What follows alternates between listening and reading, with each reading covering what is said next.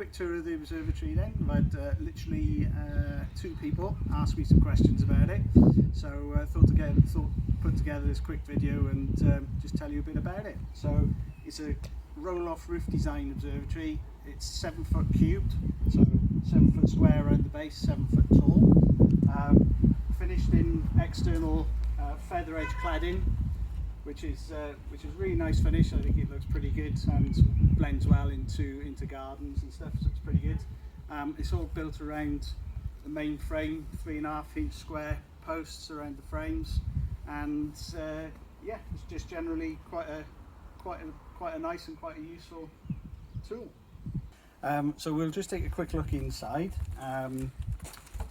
The door's a really big, thick door. Actually, it's quite it's like a fire door type scenario, but then it's obviously finished again in tongue and groove on outside, so it's actually a lot thicker than your average door, so really secure, which is good. Stepping up into the observatory then, it's quite dark in here at the moment, but if you come in a bit further, you can see I've got the LED lighting going around inside, which is really good.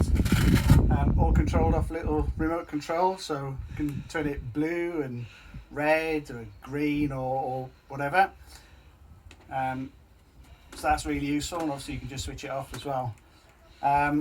Like I said, it's a rolling roof design, and to take the roof off, if you come on in a little bit, we got these little hasps which we can undo and drop, and then we've got another one over in this corner.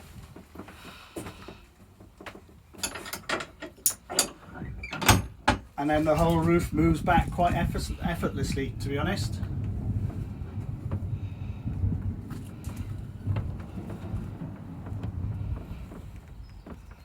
I'll show you a bit more about how the roof rolls back and forth in a bit and show you the tracks and everything.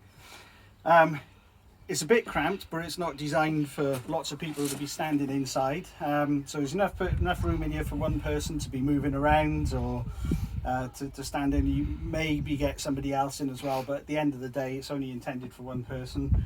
Got my steel pier, and that's bolted down onto a concrete pad, which is underneath the observatory. Really nice and solid, and just, yeah, very, very good. Got plenty of room in here for my other telescopes, so anything astronomy related I've just pushed in here. It keeps it out of the house. Yeah, all good and safe and secure.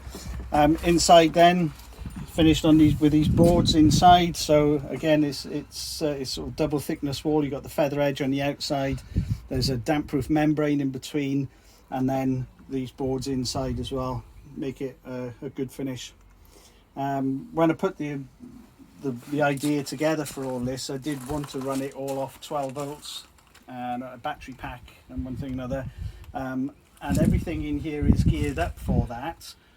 But at the minute, rather than getting and spending money on solar powered panels and all that sort of thing, it's just easier to roll the extension lead down the garden at the moment.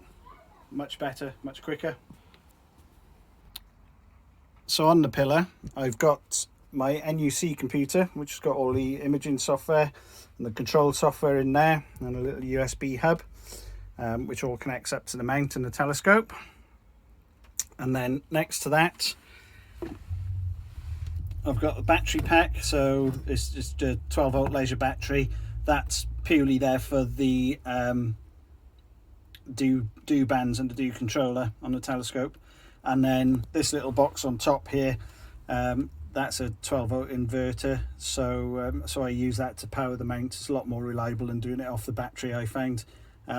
This mount is a little bit iffy sometimes, running it off a battery. Sometimes it doesn't quite get enough voltage, but there we go. So yeah, everything's set up, all good. And then round in the corner, I've got the monitor, so I can come in, set everything up, switch the monitor off, and then I can RDP in from the house then. So we don't have a warm room, I can sit in the house because the house is only over there, so I haven't got to go far. So the roof rolls in and out on these steel wheels that you can see. I just keep moving it across. So they've got sort of like a V-shaped or U-shaped profile on them, and they run on rails. I believe these sorts of wheels are used on sort of electric gates for big posh houses and stuff where you get at the end of the driveway and one thing or other. But yeah, it's a set of 3 wheels on each side built in, and they run on the rails across the top timbers. Just looking across the top of the roof, you can see the rails that it runs on. So they've got this U shape here, and the wheels sit on there quite nicely, so it only rolls forwards and backwards. It's really smooth. So closer look at the roof itself. It's covered with EPDM rubber, which is bonded down with like I think it's a water-based adhesive onto the bed, and then finished then with these this black trim all the way around, which holds it all neatly in place. I don't know how long this EPDM stuff lasts for, but I think it's like 50 years or something like that. But it's really clean, really nice, much better than using the old felt. And so just to finish off, looking at the roof construction, so there you can see the wheels which sit on the rails as I showed you.